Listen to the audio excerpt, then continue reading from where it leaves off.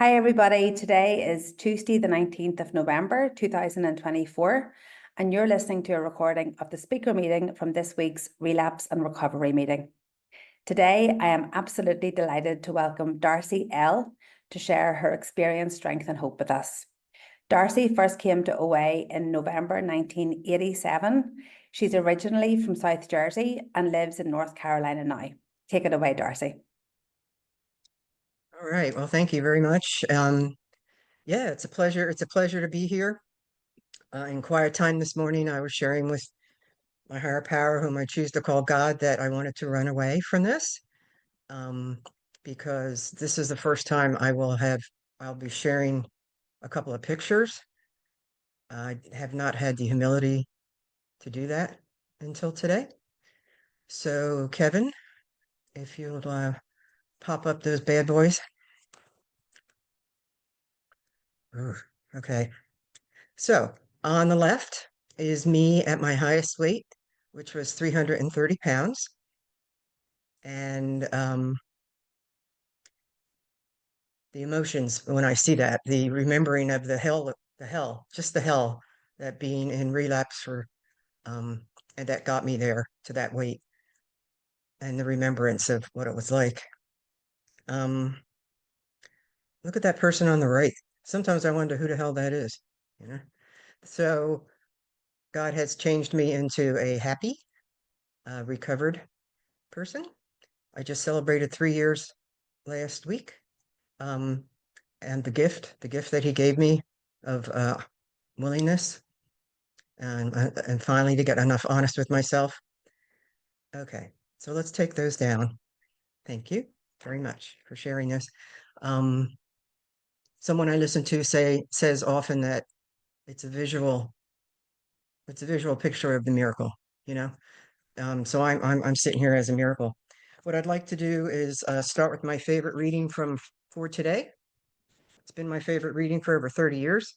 It's January 12th, and it starts. The greatest enemy of the truth is very often not the lie, deliberate, contrived, and dishonest, but the myth, persistent, persuasive, and unrealistic. John F. Kennedy said that. My food addiction was acquired so I could survive and cope in earlier painful circumstances. Thus began two myths. First, that pain was to be avoided at all costs, and second, that eating would relieve the pain free of charge. The myths were useful then, but they were insanity today. As I become willing to accept the truth that is revealed to me in this program, the myths I clung to so desperately lose credibility. I no longer need to be anesthetized. I can stand still and feel my feelings. I don't think something's wrong if I'm not happy every minute. For today, the more I accept the reality of what is, the more comfortable and serene my life becomes. So I'm going to tell you, a little bit about what it was like. Just as a preview, 37 years is a long time in this program, and I've been blessed with that. Um, but for the last 20 years, up until 3 years ago, it was an off and on roller coaster of relapse. I started my food addiction and started eating. I'm aware of that from the age of 4, and I used to eat in bed all the time, and I got an effect. For me, the effect was numbness and I don't remember any ease, comfort, but the comfort was in the form of safety. Um, and I used to eat in bed a lot. I would fall asleep by clutching food in my hands. Part of me knew this wasn't normal behavior, especially when I started school. I was constantly bullied by the kids. They didn't call it bullying then, but that's what it was because I was fat. In 1960, 65, the 60s is when I was in grammar school. It just wasn't, you just didn't see the level of obesity that we see today in the American culture. I don't know about the rest of the world. Um, yeah, so I was kind of ahead of the curve. There was only a couple of us that were fat. My mother was critical of what I weighed. She actually had eating disorders in her family. She was an anorexic. Um, yeah. And on my pictures, very few pictures of either side of the family because it's so dysfunctional. But pictures I saw on both sides showed people who were drinking all the time and very, very overweight. So I lived in my compulsive food behaviors. I lied about what I ate. I lied about what I ate a lot. You know, I told myself a lot of lies. This disease told me a lot of lies. I'm going to share some of them with you. It's not fair. I can eat. This is what it tries to tell me. It tried to tell me. I can eat. They can eat it, but I can't. I'm sorry. I'm nervous. I'm not eating sugar or flour, so what's the big deal? I'm still abstinent. I don't need to weigh and measure. I can eyeball it. I just need something to take the edge off.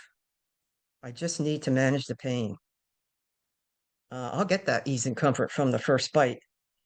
Um, but I think any of us that have struggled with relapse knows that even that pales, even that falls away after a while. This little change in my plan isn't a big deal. This time will be different. Everyone in my family is fat. It's a genetic problem. Italians are meant to be voluptuous. I'm not binging the way I used to. I skipped a meal, so it's okay to eat. I can handle it. I'm at a normal weight now. Food is my only friend. So those are some of the lies that I believed for many years. A lot of compulsive eating behaviors. I used to throw food out and then drag it back out of the trash. I stole food when I was babysitting, and then I would artfully rearrange the containers so people wouldn't be able to tell, right? Um, Delusion. Yeah. So at 31, this went on for a long time. I wasn't a person that did a lot of stuff to lose weight. I did go on 2 diets and had some success with a pay and whey and pills at one point, but that was about it.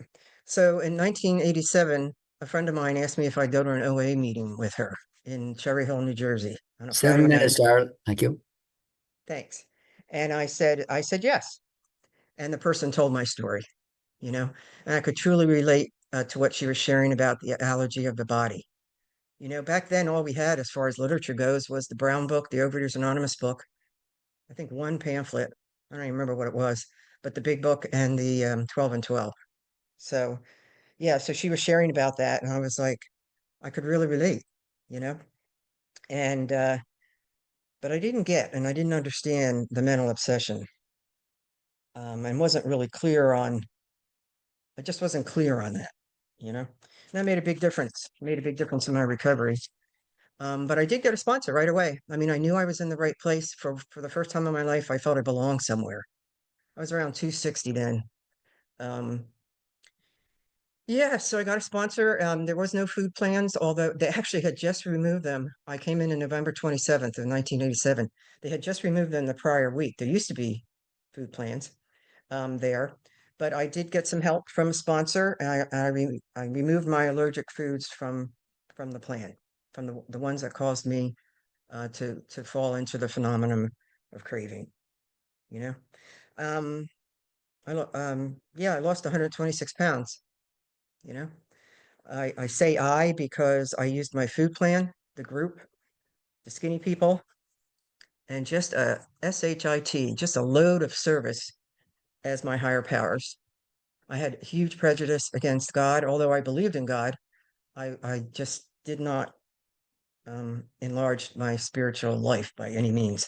I picked and chose what steps I would work like a Chinese menu, you know, and 10 wasn't part of it, nor was 11 for that matter. I was a food sponsor. I gave back some of what I was given, I guess, but I didn't sponsor people through the steps. Even though I had gone through the whole book, I didn't have a spiritual awakening. Um, yeah. So you can guess what happened, you know? Um, I I managed to keep, I managed again, you don't hear the G word anywhere or high power. I managed to keep off all that weight with all that service and coming to the meetings. But then I moved to a small North Carolina town, had a couple of meetings, not very much recovery. I left a place that had 36 different meetings and a lot of strength. And so that was a wake up call. But what happened was I ended up picking up the sugar. That's that's one of my huge ingredients. And for 20 years, I was pretty much off to the races in the rooms, off and on, um, trying to control this disease. So that didn't work. Uh, that didn't work. At one point, I thought it was wise to get some help from an eating disorder clinic and decided, with much guilt, because I knew this was the answer, that, and I got disloyal to OA, and I had gastric bypass. And I thought that was the only thing that was going to help me.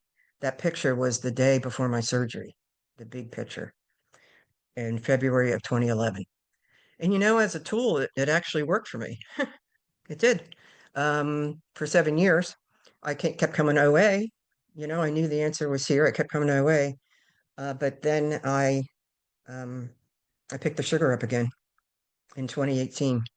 I had lost 174 pounds, and you can't eat a lot when you have that. So I perfected my grazing technique between 2018 and 2021, and I managed to gain 90 pounds, 30 in the first 3 years, and then like the rest in like a year and a half. So it was hell. It was hell on earth. You know, I could barely walk. I had issues with my right knee. I had squished the meniscus so bad they couldn't even replace it when I was around 270 pounds. I had surgery. I had Achilles tendonitis and plantar fasciitis in my left leg. My balance was off. I had trouble with incontinence, and I was falling down because of the balance being off. And a friend of mine from South Jersey sent me the link for the Cherry Hill Sunday 10 a.m. Big Book study, and I started to listen. And I didn't say much first couple of months. I started to listen, and I stopped eating sugar. And on and then I went to a workshop on powerlessness and step one that was offered um, by somebody in that group. And it was like scales fell away from my eyes. I finally got it. I finally got the mental obsession. I finally got that it didn't matter how much I wanted to stop eating. It didn't matter what I tried to do. Um, all that mattered was that I needed to work the steps through the big book, surrender, and move forward. You know, my whole life for all those years up to that 330 pounds in this disease was all about getting the next bite, getting whatever I needed to try to get back to that sense of ease and comfort. That's all that mattered. Um, so on November 13th of 2021, I fell down again, and I fell backwards into my closet. And I'm looking at the closet from here, and I couldn't get up. I could not get up. I wanted to die. I had to pee. Remember, I had trouble with incontinence. I could not get up, and I'm just laying there, and I'm in despair. I'm as low as I ever went. You know, and I just laid there, and then all of a sudden, I was able to roll on my side and knee step to my bed, which was maybe 7 or 8 knee steps. And while I'm doing that, my hands are thrown up in the air, and I'm screaming like a maniac. God help me, I can't do this anymore, you know? And all of a sudden, like just a sense of peace came over me, and I had a feeling that I was going to be okay. That it was going to be okay. The next day, I posted in a sponsorship type meeting that they used to have as part of that Cherry Hill group, and I put my name out there for a sponsor. And someone called me that day, and I'm 37 years in this program, right? I spent most of those years gathering information on how I could do this without God, and I was willing to. God gave me the gift of willingness to do anything I was told. I never questioned. I set aside everything I knew. I had volumes of information. My actual job was a data analyst and a researcher, volumes and volumes, and I just forgot all of it and followed what I was told to do. 20 minutes, Miracles Darcy. upon Thank you. Say it again. It's 20 minutes now. Have to. Oh my Another gosh. 8 minutes. Is that okay? Is that right? Yeah, that's fine. Okay. All right. So what I want to share is going backwards as to how I stay out of relapse. I stay out of relapse, and I went through all the steps, but I stay out of relapse by practicing step 12 to the best of my ability, by giving back, by doing service, by sponsoring people through the steps, um, and trying to pass on what was passed to me. You know, I make myself available for phone calls. I take 10 steps. I volunteer for stuff at meetings. I practice the seventh tradition.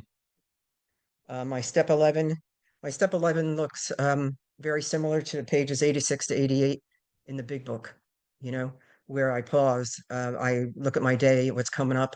I ask to be relieved from selfishness, dishonesty, fear, resentment, and I just try to pause. I'm not perfect at any of this.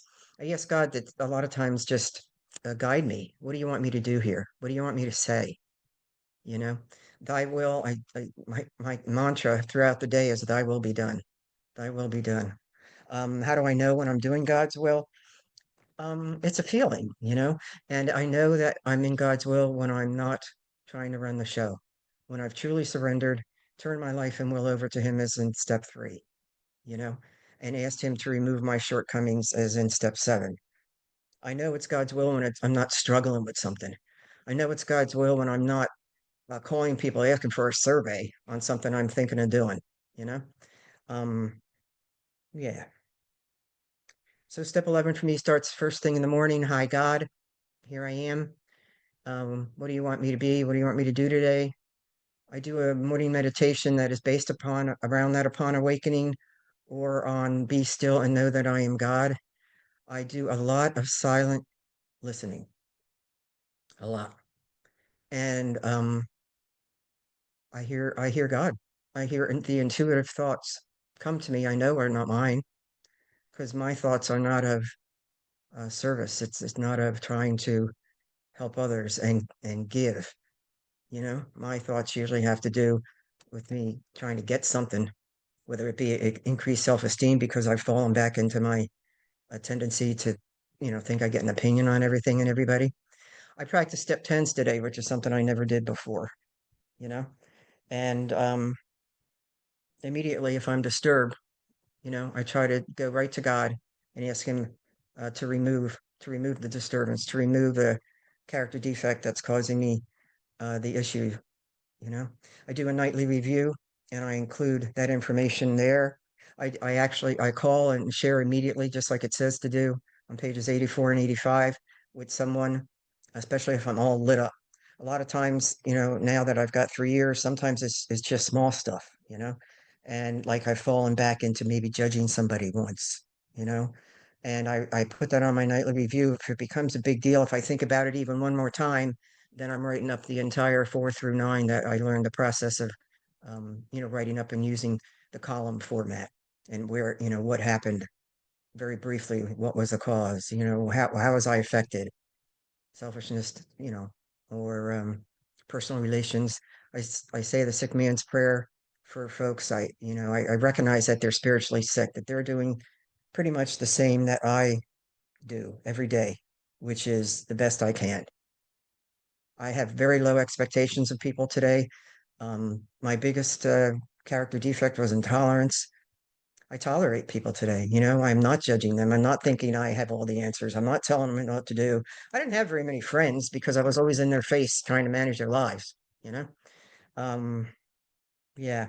So step 6 and 7 are probably what keep me the most in recovery, away from relapse, you know? Because every day I try to live in the characteristics of God's will and not my will. In my will, I had a whole load of defects. Where the spiritual opposite is living in humility, like false pride and pride, like selfishness, self-centeredness, egoism, arrogance, superiority, compulsive self-reliance, self-righteousness, perfectionism, part of that. Voices of Recovery has just what I think is a great humility little reading here on July 3rd. Step 7 calls for us to adopt an attitude of humility. Page 59, 12 and 12 OA. I didn't think I could muster up the attitude of humility necessary to work step 7 and to proceed. And then I realized that I first practiced humility by admitting powerlessness in step 1, by admitting insanity in step 2, by letting God take control in step 3, by admitting defects in step 4, and then by sharing the defects in step 5. So I have been practicing humility. I just hadn't tripped over the word humble before. This was with respect to step 7. Since I've been granted humility all along, this evidence confirms that I'll be granted enough to continue the path of the 12 steps. Humility was my word for the first year in my abstinence, and knowing that I'm no better or less than anybody else, accepting myself the way I am, accepting my mistakes. Yeah, that has changed my life. It's made me look at others with love and tolerance instead of judgment and criticism. Um, Attitudes are really important to me, staying in relapse too. They're out of relapse. Every day I try to focus on an attitude, a definition of attitude, a settled way of thinking or feeling about someone or something. So many of those were distorted by the thinking from being, a compulsive overeater. And my behavior reflected unkindness to people. Today I try to pick an attitude in the day. What am I going to stay in? But I try to stay in the basic attitudes of humility, acceptance, surrender, tolerance, love, service, giving back, service, patience, and kindness. It's not, all those are a work in progress daily. Acceptance and faith are probably more of the most important ways I try to live today that help me stay out of relapse. Accepting the fact that I had this disease that took me 20 years, well, actually 30, almost 30 years to truly recognize my powerlessness, my surrender, that I needed a power greater than myself, you know, that I could stop trying to control it and that I could fix it. I see myself as human, not God anymore. My idea of God was me, that I'm both good and bad. I said that. Acceptance guides me towards faith. My faith increases with the level of my surrender, which I do every day. I practice all these steps every single day. Faith is believing. I believe that God will take care of me. Finally, I believe that God will take care of me as long as I continue to try to live in our primary purpose of to help God, serve God, and help others. You know. Okay. Well, that was a lot. So every day I do try to to live in the opposites of my character defects. So instead of gluttony, I try to live in abstinence of all things. Instead of stubbornness, flexibility. Instead of focusing on my problems, I try to focus on solutions. Instead of dishonesty, honesty. Um, I think we're nearly so when there. I lived in relapse, yep, thanks. When I lived in relapse those 20 years, I wasn't working the steps, I wasn't resolving my resentments. I wasn't trying to help others. I didn't work them all. I didn't try to increase my understanding and effectiveness of living a spiritual life, and that's what I try to do today. I had a lack of humility. I wasn't moving ahead quickly in the steps. All right. I know, right? Like I'm all over the place. I got one more thing. My favorite, my favorite little saying, not little saying, my favorite part, one of my favorite parts of the big book, and there's so many I can't even mention them. Um, Page 44, 449. Acceptance is the answer. Used to be Dr. Alcoholic Addict. So it's on page 417 in the new book. And acceptance is the answer to all my problems today. When I'm disturbed, it's because I find some person, place, or thing, or situation, some fact of my life unacceptable to me. And I can find no serenity. I lost my place. I should know this by heart. Until I accept that person, place, thing, or situation as being exactly the way it's supposed to be at this moment. Nothing, absolutely nothing happens in God's world by mistake. Until I could accept my alcoholism, I could not stay sober. Unless I accept life completely on life's terms, I cannot be happy. I need to concentrate not so much on what needs to be changed in the world, on what needs to be changed in me and my attitudes. And I'm going to beg, let me get through this last part.